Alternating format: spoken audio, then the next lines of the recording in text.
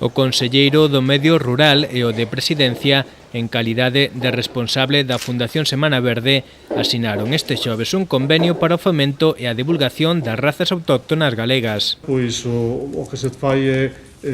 utilizar a plataforma da Fundación Semana Verde de Galicia para difundir as razas a través das distintas feiras que se celebran no calendario de celebración de feiras da Semana Verde, e se facilita o acceso dos criadores destas razas a estas feiras para a súa difusión, para a súa, digamos, mellor conocemento e maior implantación na nosa comunidade. A Fundación recibirá 600.000 euros de aquí a 2013. É unha axuda cofinanciada a través do Fondo Europeo Agrícola de Desenvolvemento Rural. Conseguir unha financiación estable, estes 600.000 euros, que supón este convenio, que se divide en aportacións anuais de 150.000, que supón